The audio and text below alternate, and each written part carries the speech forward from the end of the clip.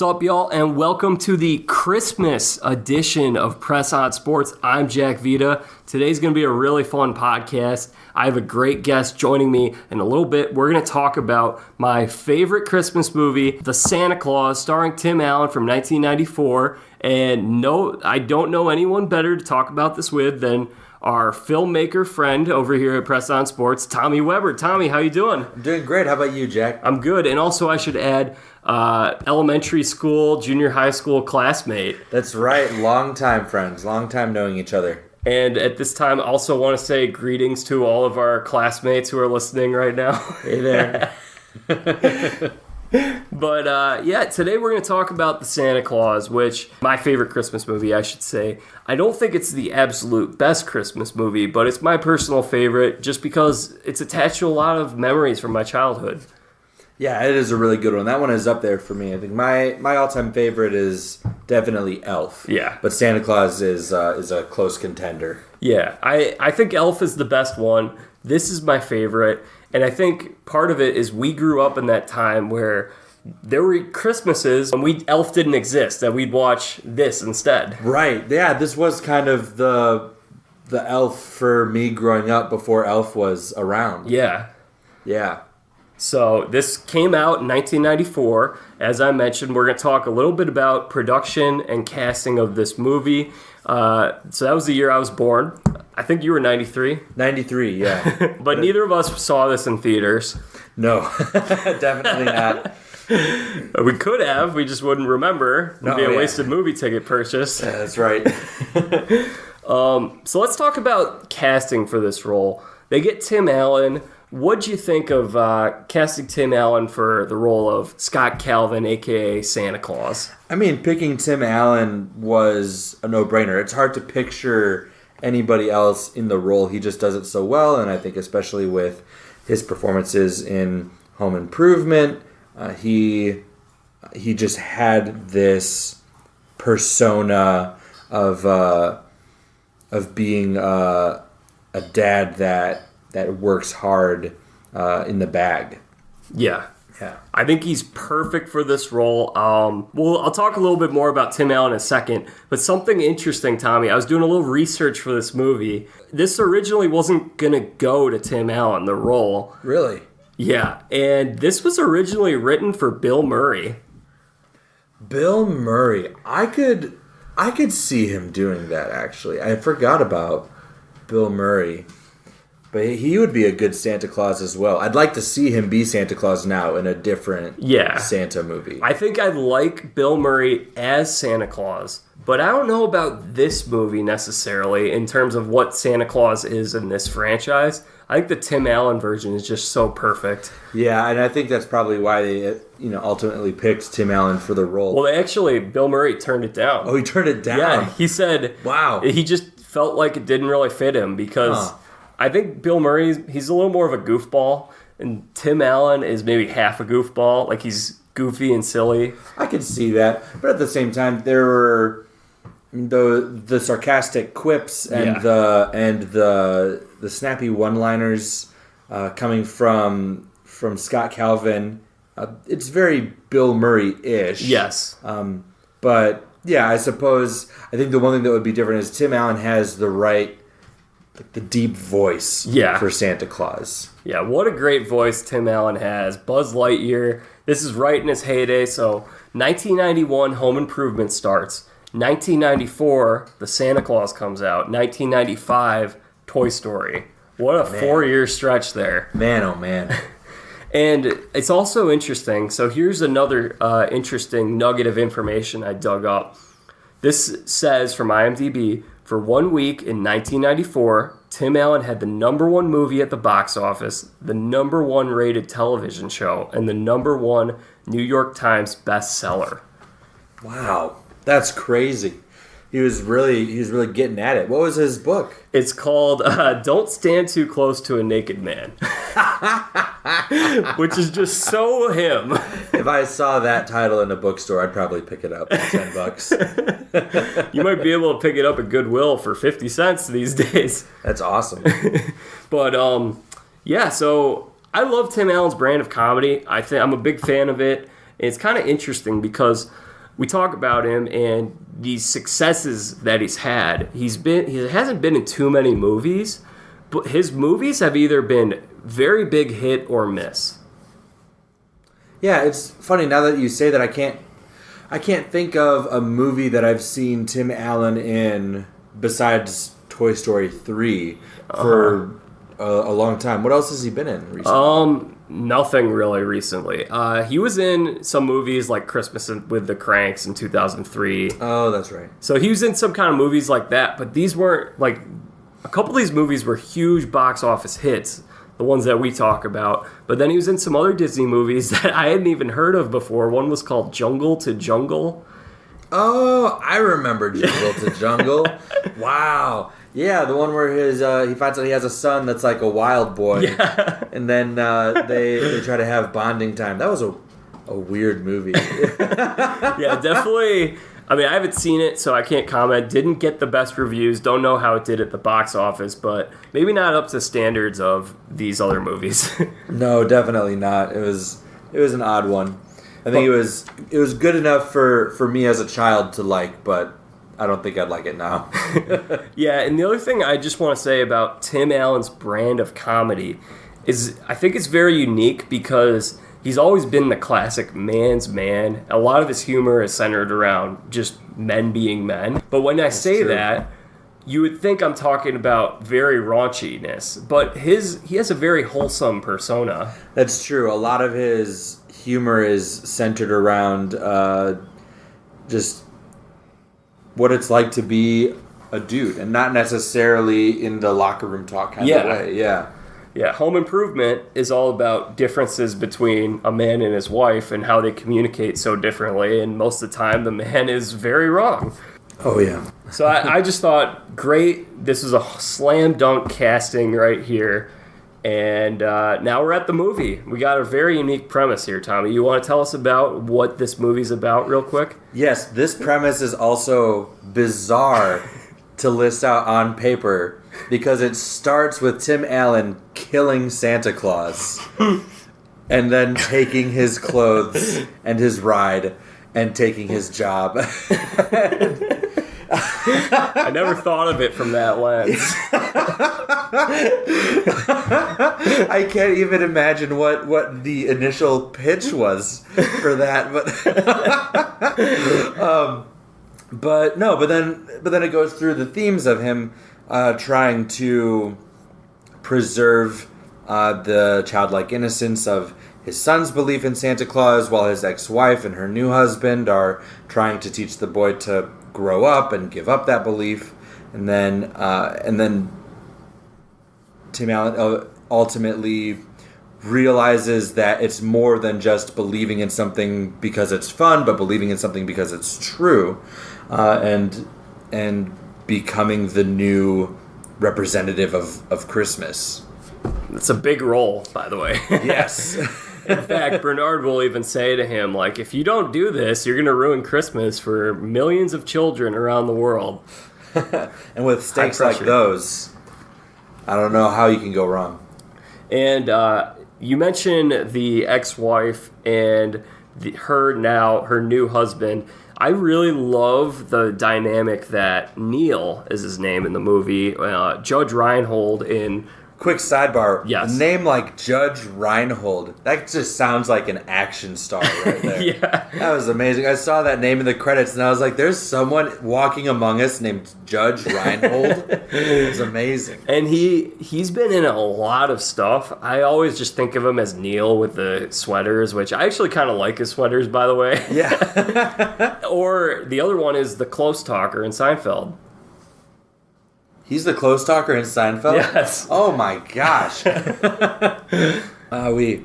Yeah, but I love the dynamic that this guy is a psychiatrist. Yes. Oh man. Especially, and I think especially because it's popular now, but in the 90s too, there were a lot more pop culture references regarding psychiatry, and I think psychiatry was becoming a new fad, and it was really interesting to pit psychiatry against belief, and trying to like draw the line between what is a delusion and what's something that you just need to leave alone. I have to admit, Neil frustrated me so much. I just wanted him to shut up every time he opened his mouth because he just couldn't get enough of himself, I felt. Yeah, Neil he's very funny because he has the line where he's like, it's like a mix of condescension but also concern, where he says like, oh boy, Scott, you really need to call me. Here's my card. Like, you need some psychiatric help. But I really like Neil in the second movie because his relationship to Scott, I think, is just hilarious. How they like clearly don't like each other, but then they end up having more of a complicated relationship where it seems like they actually become like family, I guess, towards it. Yeah, I think that's more in the second one, maybe not as much in this movie though. It's been a while since I've seen the second one. I watched the first one again to refresh my memory in preparation for this. But the one thing that I do remember from Santa Claus 2 was the scene where Charlie is graffitiing up the gymnasium with like an Aaron Carter patriotic song playing in the background. It was a really weird choice to show like teen rebellion. But I gotta do it in some PG Disney form, but yeah, that was an odd selection. I mean, I think you could play like maybe the Click 5 or someone like that. Yeah. Or Bowling for Soup. One of the things that Neil says that's very interesting is he tells Charlie, first of all, he's very adamant about the idea that kids should not believe in Santa. And there's a reason to this, which we will get to in a little bit. But he says to Charlie, Santa is more like an emotion or a feeling rather than an actual mascot of Christmas. Like, there are better ways to present that than a feeling, I feel. Right. It's kind of like trying to have your cake and eat it too. He wants the son to stop believing in Christmas, but he also... or to stop believing in Santa, but he still wants him to be excited about Christmas, and he's just not budging on his viewpoint, so he's trying to do what he thinks is a compromise. Yeah, exactly. So that's kind of funny in its own right. And then just the early parts of this movie, they're really highlighting the fact of this, what will be a big transformation for the character of Scott, in the sense that he really is not the best guy to start the movie. No, yeah, he starts being just a total tool when he's driving home and pretending that he's in traffic. It was they did a good job establishing that he's not the most selfless character. And then you have the trope of like the dad's trying to cook some nice dinner, and there's the other dad at the diner, and he burnt his hand. Like, I feel like that's very common in a lot of movies. Right, and everyone ends up at Denny's, which, okay, by the way, that is the most unrealistic part in this movie about Santa Claus, was a crowded Denny's. Yeah, it was actually shot at a real Denny's, too. I found that out. Yeah, on Christmas Eve, I've actually never been to Denny's before, believe it or not. But, oh, really? Yeah. You're not missing out. It's okay. I mean, I'm more of a Walker Brothers fan. But let's see. So one of the things I want to talk about, and we'll be referencing this throughout the podcast, is there are a lot of faith elements in this movie, which I think makes this a great movie to talk about, not only just in the sense of a Christmas movie. You and I are both Christians, and we'll say that. We're vocal about that. But Christmas, there's always like this conversation. Is it about Santa Claus or is it about Jesus? But I think in some of these movies, faith can exist in the form of Santa Claus, if that makes sense. Did I word that the best? I think I know the heart behind what you're saying. I think what you're talking about is like not that Santa is someone to be worshipped, but just that it can easily be used as a metaphor for faith. And yes, yeah, exactly. So we're gonna see a lot of this in this movie, in my opinion, at least. the first note mention of this is when Charlie is asking Scott about, so what's the deal, but why do you believe in it? Or he's trying to disprove Santa, basically. He's reading the story to him before bed. Tim Allen says, sometimes believing in something means you just believe in it. Which is maybe not the best defense. Right. And I think that's part of his arc is in the beginning he's just trying to go through the motions and believe or get his son to believe in something without the conviction behind it. But by the end he really stands up for it. Yes. And it's no longer just you believe in something because you believe it, but you believe in something because it's true. Yeah. I like the one line where he talks about, I think it's the little elf tells him that seeing isn't believing, believing is seeing. Yeah, and that's going to be one of the probably the most memorable line from the first two movies, at least from this franchise. Because I feel like if you say that to a lot of people and they've seen this movie, they're going to know, oh, the Santa Claus. Or right. Santa Claus 2. They say it even more in the Santa Claus 2. I have the actual quote from that, and that's a great... We'll talk about that a little more right now. So, the North Pole, this is after he spends his first night as Santa Claus. He doesn't know what's going on. He thinks it's a dream. He wasn't even drinking or anything. Right. It's kind of funny to think about that. But yeah. He says, you're a nice little elf, but this is a dream. I mean, this is fantastic. Is that a polar bear directing traffic? I see it, but I don't believe it. And then Judy is the elf's name, and she says, that's right. Seeing isn't believing. Believing is seeing. Kids don't have to see this place to know it's real. They just know. Yeah. I think that's the perfect summation of what the movie is about. Yeah. Yeah. And I want to compare that seeing isn't believing, believing is seeing, to there's a Bible verse that made me think of one Bible verse, and that's Hebrews 11:1. Now faith is the substance of things hoped for, the evidence of things not seen. Yes, that's a perfect parallel to it. The idea that just because something isn't physically in the room doesn't mean that it doesn't exist. The fact that the presence of our faith is evidence supporting the reality of God's existence.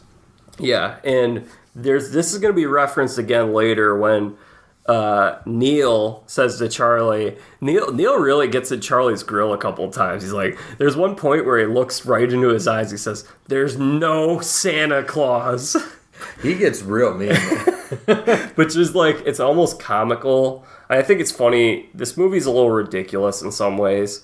I don't want to spend too much time on that because there are enough hipsters out there that are going to try to ruin the movie in that way. But it is kind of funny that kids think, the parents in this movie think it's the worst thing ever for this kid to believe in Santa. Right. But Neil's going to say to Charlie, there's no Santa Claus, and Charlie says, well, have you ever seen $1 million? And he says, no. Well, just because you haven't seen it doesn't mean it doesn't exist. It's true.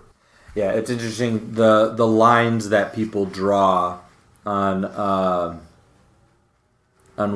what they'll choose to believe exists even though they haven't seen it. Yeah. Yeah.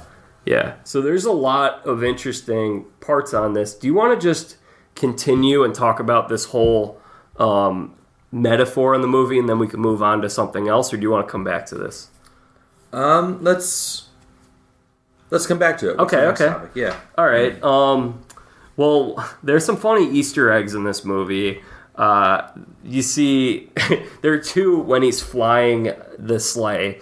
The first is, I don't know if you caught this, but there's a Home Improvement nod that he makes in this. Oh, really? What is it? Ho, ho, ho! Where it's like he does it like the grunt he does on Home Improvement. Oh, like the, Yeah. I can't do it justice. Don't have that in my Rolodex of impressions, unfortunately. And then another one is when you look, if you look at the moon when they're flying away from the North Pole later in the movie, you see Mickey Mouse ears on the moon. No. Really? Yes. Oh, I have to go back and look at that. Wow, that's sneaky. Yeah. So some interesting things in there. How long do you think this previous Santa Claus was serving as Santa? Do you think there have been a lot of Santas over the course of time, or? Yeah, I wonder that. You have to wonder, is this the OG Saint Nick, or is this another, long line of Santas who got killed because of, someone thinking it was a home invader? Yeah. And it's kind of funny how matter-of-fact the elves are about this. Oh, yeah, you're a Santa. Oh, well, we lost that guy. Who cares? Yeah, the fact that this doesn't grieve the elves shows that this must be a fairly common thing. Yeah. There's a fast turnaround in the Santa department. Yeah. So that makes me wonder, and I wonder how long Tim Allen is going to be Santa Claus.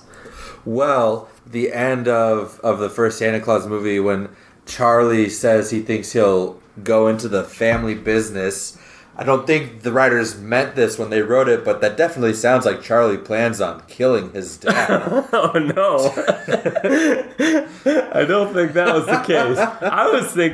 I thought of that quote myself, and that's hilarious, by the way. I was thinking that's the potential, if they ever want to make another Santa Claus movie, where Tim Allen is retiring as Santa. Because now he has his own kid. He has a new kid in the third movie. His Mrs. Claus is having a child. Maybe he wants to retire, focus on something else, and he's training Charlie as the next Santa Claus. That would be good. That would be a much better way to leave the job than. Yeah. Yeah, that would make for an interesting premise of passing on the torch and trying to bring in the next generation. Of Santa. Yeah. Yeah. I think it'd be interesting. Now, do you want the original actor for Charlie in this movie? Or do you want to bring in another star in this movie of someone who's younger than Tim Allen, who's like 30 in real life? I think I'd just want a good actor. I don't know what Eric Lloyd has been up to since then. Eric Lloyd is the guy who played Charlie. Yeah. But if he hasn't really been pursuing an acting career, if he hasn't been that great, I don't think I could stand a 90-minute movie where he's the star. Which brings me to another question. If Santa Claus were to be made in the year 2018, so we're going to take Tim Allen out of the running for this role, who do you think would be a good Santa Claus? A good Santa Claus now in 2018 for the same script and everything? Yeah. Like all that, yeah. This would be it'd be an odd choice, but I feel like it would make sense. What about Robert Downey Jr.? Robert Downey, I could see that actually. Yeah. I like that. Yeah, I could see. I feel like just the delivery and the dryness that Scott Calvin has. I think Robert Downey Jr. could bring a lot to the table for that. I think that would be great. I didn't even think of him. I was thinking Mark Wahlberg.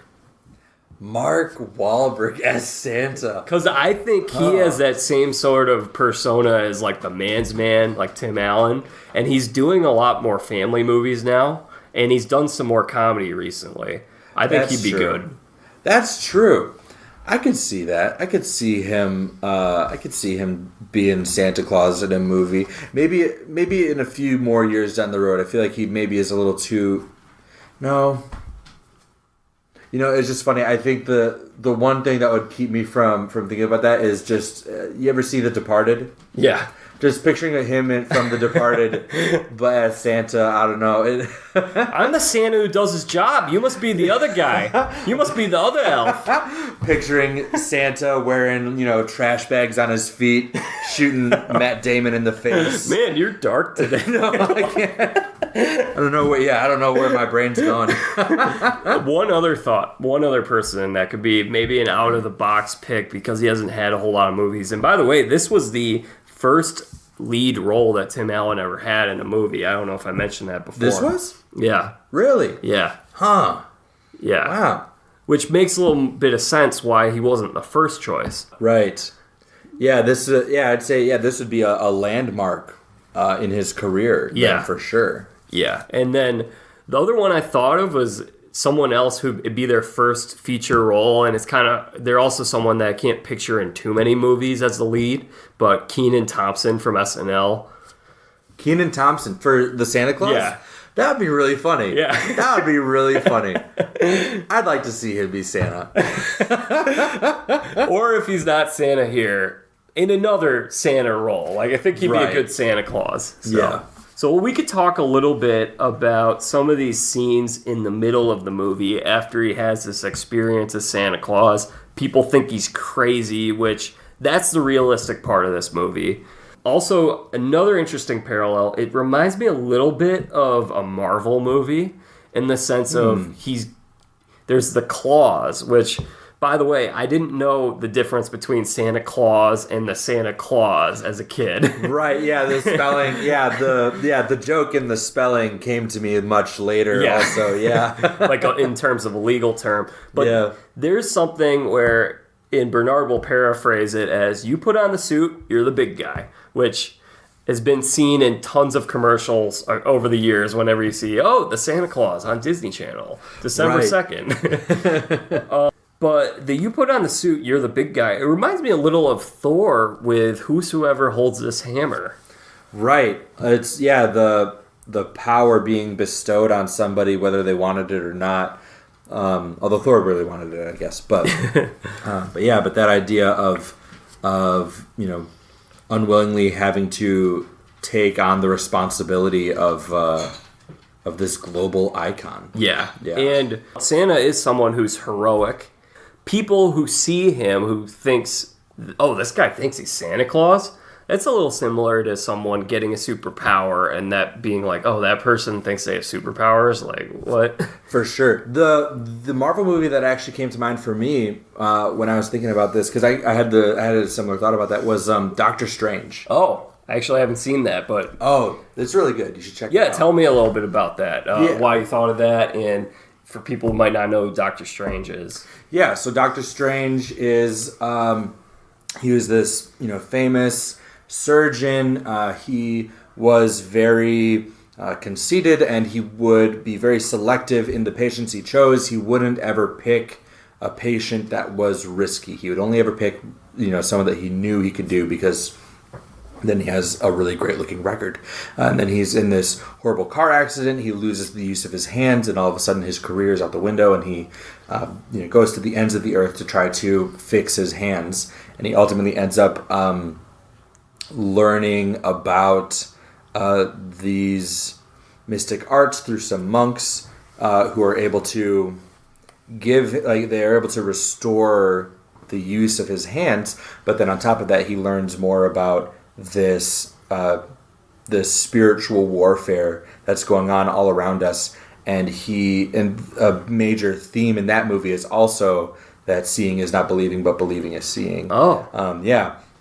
And there's but so that was another person who kind of came to mind as I was thinking about that was Doctor Strange's arc in becoming a person who believes in these things that were otherwise crazy sounding, and then going back home and trying to tell people about, like, hey, so this thing happened to me, and look at how crazy this stuff is, and everyone's like, are you nuts? Like, what happened to you? You used to be this reasonable person, and now all of a sudden you're believing in this mumbo jumbo, and he's and he ultimately has to come to terms with the fact that no one else is going to believe me, but I still have an obligation to save them, even if they don't realize it. Which is also could be looked at in the form of religion, in terms of predestination or whatever you have it, where God picks someone, and all of a sudden, maybe like the Apostle Paul, who now all of a sudden he's like, I just know this is real. Like, I kind of wish it wasn't the case, but like, I know this is real. This is the way I'm going to live my life, and I want other people to know about it. Right. And people are going to be like, are you kidding me? Like, who are you? You used to do all these other things, and now you believe in this? And right. You used to chill out by all the other people who had stoned the Christians, and now all of a sudden you're saying you are one? Like, that whole thing. Like, what happened to you? Yeah. So I think that's it. As you were I didn't even think much of that, but as you were talking about that, I thought of that idea. There's another funny, so in the middle of this movie, I think there's just a lot of comedy in terms of he's slowly turning into Santa Claus. All of a sudden he wakes up, he's 45 pounds heavier. Yes. I loved the part when he goes to the doctor and he's like, I gained 45 pounds in a week. Like, what happened? He's like, well, what's your diet been like? He's like, oh, I've been eating cookies and cake and cheesecake and milk all and this cookies. Stuff. He goes, sometimes I don't drink all the milk. Well, that's the problem. Like, cut that out. Yeah, and it's just kind of funny. His body must be demanding the milk and cookies because if he was choosing to eat healthy, would he still be developing that body? Because I think he would be. Yeah, I wonder because it's like what the chicken versus the egg. What's the was it the milk and cookies that made him fat, or was it just being Santa that makes him fat? It makes him want milk and cookies. Right, exactly. I think it must be a little bit of both and then also seeing, of course, the tremendous hair growth. Yes, it's insane. I would kill to have a beard like that, though. I'm not a big beard guy, but I respect the people who can tolerate, having all that on your face because it bothers me. Yeah, it can get pretty itchy sometimes.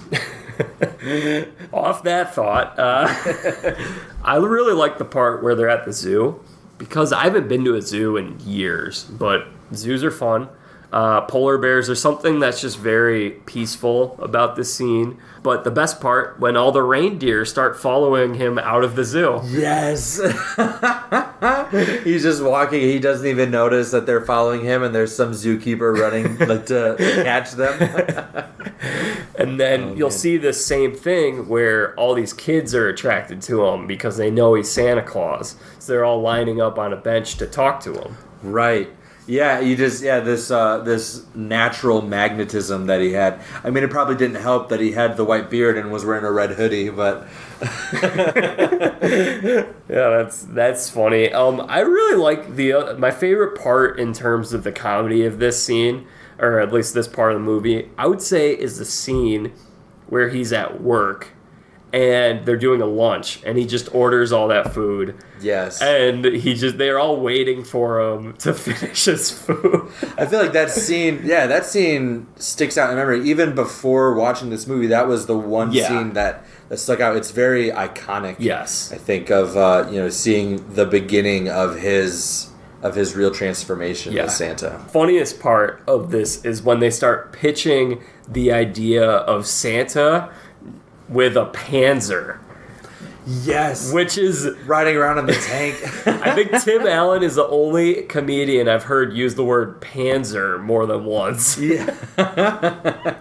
Right, yeah. Outside of a World War II movie. Yeah. This is... And the thing is, like I said, he said it more than once. I've definitely heard him say it in Home Improvement and Last Man Standing. So he says it more than twice. Oh, really? Yeah. That's interesting typecasting as man who says Panzer. Yeah. Call Tim Allen first. He's really into all that military kind of stuff, so that's hilarious, though. And Tim Allen pointing out the absurdities of you can't have him rolling down the block in a Panzer. Right? Yeah, exactly. Like, you can't all of a sudden get rid of the reindeer and why are you trying to reinvent the wheel here? Yeah. And they're like, we're just trying to sell a toy here. Like, relax a little bit, Scott. Anything else from this middle part of the movie that you found funny or is worthy of mentioning? No, I think we covered it pretty good. Yeah. I did think of a piece of Santa Claus trivia, though. I guess it's Saint Nick trivia, I should say. Yeah. So the historical Saint Nick in the Council of Nicaea, he was there with the rest of some of the the original great minds of Christianity when they were trying to figure out, like, well, what is the actual foundation of our faith? What is the Trinity? Which, of these historical texts, which ones do we feel are, which ones do we feel should be included in the biblical canon? And all this is part of that. And there was another thinker there named Arius who had suggested that Jesus and the Holy Spirit were not God, but just creations of God. And supposedly, and this legend came up like 1,000 years later, so it's probably not true, but I want to believe it's true.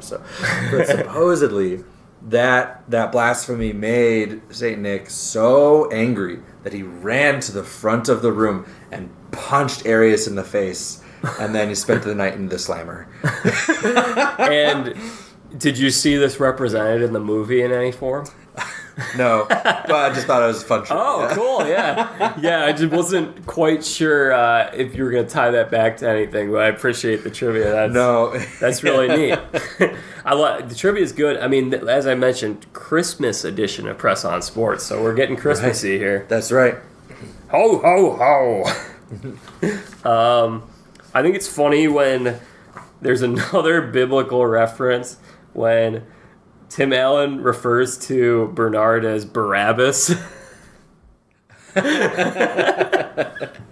He's like, hey, Barabbas. That's some biblical deep cuts right there.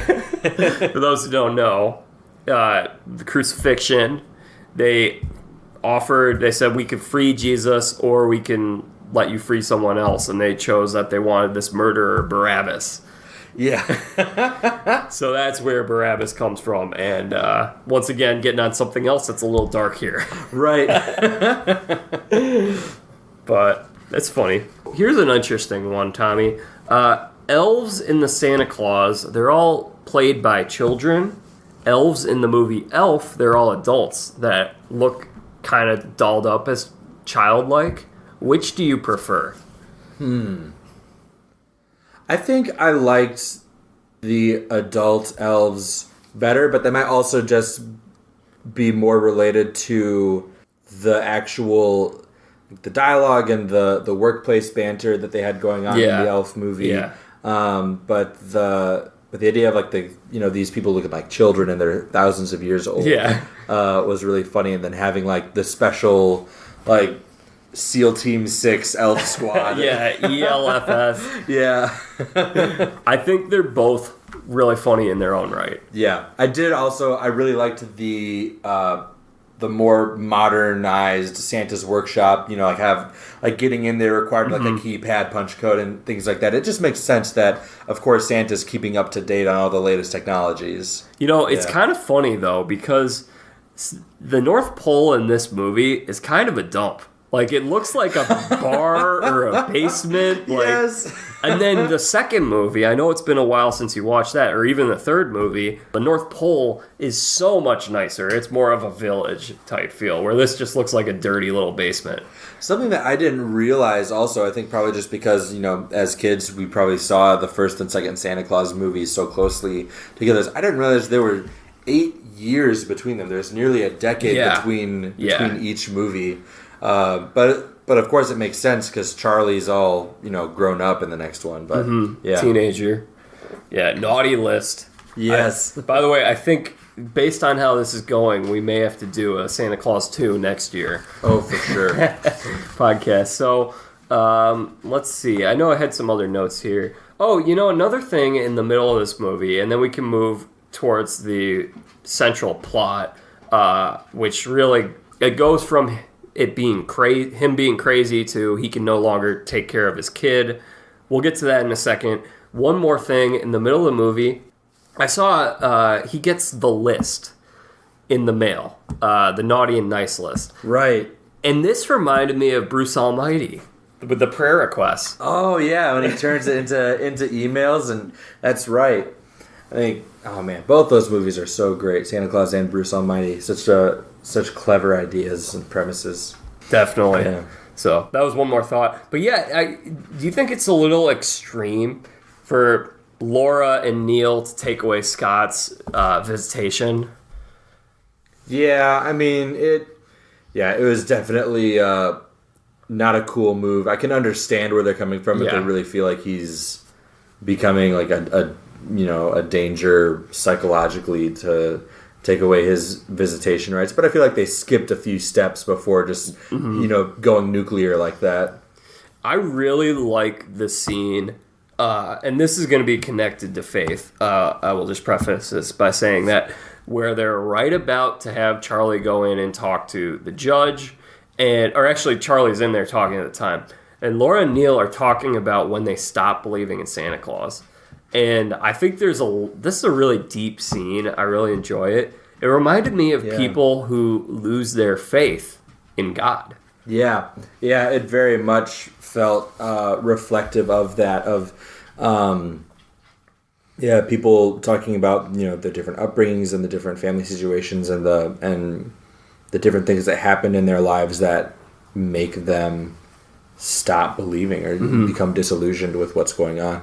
They both wanted something, and there's a sweet bit of nostalgia here where they talk about the toys that they wanted, which is going to get even better in the second movie where they have a whole scene where they get all those... Do you remember the scene in Santa Claus 2? It's the holiday Christmas party, and it's really lame, and Tim Allen comes in, and he just brings all the toys of all the teachers and what their favorite toy was as a kid. No, I don't. Oh, man. That might be my favorite movie in any Christmas movie. I love it. You'll have to watch it later. But okay. Anywho, they're saying, they wanted these gifts as a kid. They didn't get it. It kind of reminded me of someone who is praying for something for a long time, and the answer is no, or maybe something horrific happened to them, and they no longer believe in God. Yeah. It feels exactly like that, and I'm sure everyone's got some kind of story that they can relate to, where they have a crisis of faith, whether or not they fell away, being the end result. But I think it's a very relatable and humanizing scene for both of them. Yeah, I think it's great. So then he loses Charlie, and he doesn't go about this the best way. He just breaks that rule, which is not good. He definitely a father's love for his son definitely overcame the boundaries of law, which of course got him in trouble, and he ended up in jail for maybe an hour or two before the ELFS came to save him. Which that's another really fun scene where they're weaponizing Santa of how he can protect himself. They're on the cops are on the crackdown to catch every single Santa. It's ridiculous, but I love it. I loved also how his main concern is they're showing like, oh yeah, we got this fireproof suit and all this stuff, and he's like, yes, but what will save me from falling off a roof? He goes, I know what the number one danger is, and I don't want that to happen to me. Is there an answer to that question? I have no idea. I mean, I feel like he could make like an inflatable suit. Maybe he could like bounce or something, or maybe just some magnetic boots he could stick onto the ceiling. Yeah, like the moonwalk shoes or whatever. No, what are those called? Something like the moon boots? Yes. Yeah, that's it. That's really... It's kind of really funny how, based on their actions, they should have no trust in Scott to be around their kid, and yet they still leave him alone with him. That was, a little... that was just like a little bit of like, okay, a little suspension of disbelief. But yeah, I think if that was me in this situation at that point, if I were Wendy and or Laura and Bernard, I would have been like, no, we're gonna sit right here and you guys can talk in front of us. Yeah, exactly. I think it's, I don't know. I mean, like I said, I don't want to go too much in the absurdities of this movie because you could do that with any movie. At the end of the day, it's a movie. It's that's fun, true. But and that's the point is for movies to be fun. Yeah. So I mean, it makes the movie better. I think it's kind of funny if this movie were to happen today, there would have to be some sort of a hashtag Free Santa like Twitter campaign. Hashtag Free Santa. That would be really funny. I haven't. So and I don't know if the new like Kurt Russell Santa Claus movie covers this at all. But seeing Santa in the age of social media would be a really interesting premise for a movie. Yeah. And maybe that's what, if they ever made like a, Santa Claus for, maybe that's what it is. Like someone gets like cell phone footage of Santa and all of this. Oh, yeah. Yeah. Yeah, that'd be interesting. Yeah, and then there's like this huge, like, oh, everyone's going to the North Pole now trying to find the workshop and or Santa's getting like sponsorship deals, endorsement deals, trying to be like, oh, we'll, how about this? Like, we're Nike, we'll give you a bunch of funding for your workshop if you only, give Nike presents or That just is making me think of Will Ferrell on Talladega Nights. So maybe he should be Santa Claus. Yeah. There hasn't been a good Will Ferrell movie in a long time, by the way. That new Sherlock Holmes movie looks pretty promising, though. We'll see. Yeah. I'm not too optimistic. No? Yeah. Yeah. We'll have to talk movies into this, but it is kind of a sad but also encouraging scene at the same time when all the kids are like, leave Santa alone. Santa didn't do anything wrong. And he says, don't worry, kids, I'll be all right. And he gives them the thumbs up as he's being driven away in a cop car. Yeah. Oh, man, how heartbreaking would that be as a kid to see Santa get arrested? Man. But it was nice, though, to see that hidden in the crowd of the kids, you see, like, kids with little, like, elf ears popping up. And you're like, oh, he's got people right there. Yeah, that is a great part. You'll see that, and that'll continue up to the end. I don't have too many thoughts on this Santa chase down scene and Get Out, but we can go to the very end of this movie if you're ready to. Sure. This is where he goes down the chimney, if he returns back to the house because he already went down the chimney. It's the Miller's house, Charlie's house, his parents, and they finally see that he is Santa Claus, which I think is just a beautiful part of this movie. Yeah, when they finally, it wasn't that, it wasn't through any kind of magical display, which they do get, shortly after, but it was just being in the room with him, and all of a sudden something just clicked. Yes. And I think there was something really magical about having that it wasn't about trying to prove anything, but just showing who you are as a person and them realizing like, no, this is undeniably Santa. Yeah. And I think that's really cool. It is also in the faith sense of someone, which I jotted down this Bible verse, another one that connects with me in relation to this part. And it's 2 Corinthians 3:16 and 17. But whenever anyone turns to the Lord, the veil is taken away. Now the Lord is the Spirit, and where the Spirit of the Lord is, there is freedom. So just this idea that there's this veil that's blocking you from seeing something, and now the veil is lifted, and they're able to see Scott as Santa. Yes. Yeah, the scales falling from their eyes. Yeah. And Neil even says, Scott, and then he looks closely into his eyes. He said, Santa. And then they act like they've just seen a ghost or something. They're like blinded by a light. I think it's great. I love that. And then it's really cool. He parachutes down the toys, which is kind of like Toy Story, the little toy soldiers. Yeah. And it's very Tim Allen-like to have him on a parachute. But it's the toys they've always wanted. They finally get them. That's right. The weenie whistle and mystery date. That's right. I remember really being curious about that game, Mystery Date, after watching that. That one, the weenie whistle too, but I don't know. I like board games a lot, so seeing that I was like, oh, I want to try that, but never happened. Never did? Never did. Never found Mystery Date. Well, in the second movie, when they have that scene where they all get the presents from their childhood that either they always wanted and never got, or is their favorite toy, it's like Rock'em Sock'em Robots. There's like a little, those little ovens that you can cook in, like toy ovens. Yeah, Easy Bake ovens. Yeah. There's that. There's a lot of things. It's really, I think these movies are very cute. Mm-hmm.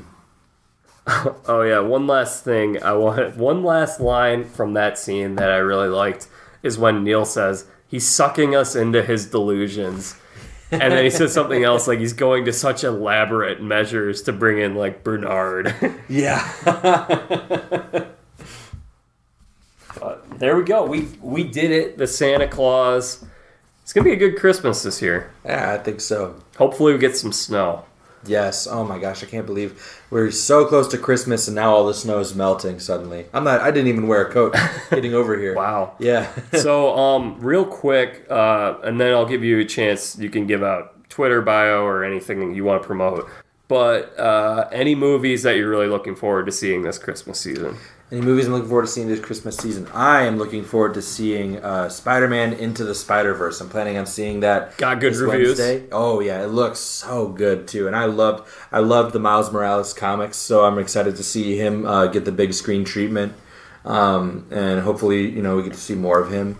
And then I am curious to check out the Sherlock and Holmes with Will Ferrell. And yeah, I think those are the two movies that I think I'm really that I've really had my eye on. What about Deadpool Christmas? Deadpool Christmas. Yeah, Once Upon a Deadpool will be pretty fun. I think I'll go to that matinee. Yeah, that'll be great. It's so funny seeing him bring in Fred Savage also, and yeah. And then I want to see The Mule, Clint Eastwood. Yeah. Oh man, Clint Eastwood. He knows how to make them for sure. He's 89 years old, by the way, and he directed a movie. It's getting good reviews. He starred in it. It looks awesome. That's crazy. 89 years old. I can't even imagine still working at that age. One more. Did you see Instant Family? No, but I really want to. Yeah, that'll be a good one. Yeah, I saw it. Oh yeah, how was it? It was very good. I was not expecting it to be as good as it was. I thought it looked like an Adam Sandler kind of goofy comedy, but there was a lot more to it, and I thought it seemed realistic in terms of foster care, because that can be very challenging, but it's got a good message, good movie, very heartwarming. Instant Family, that's one I forgot about, but yeah, that's another one I want to check out for sure. So, well, Tommy, we'll get you out of here on this. Is there anything you want to promote? Any film stuff you're working on? Twitter, social media handles? Go ahead. I've got nothing to promote right now. Follow me on Instagram. I don't post much, but when I do, I try to make it count.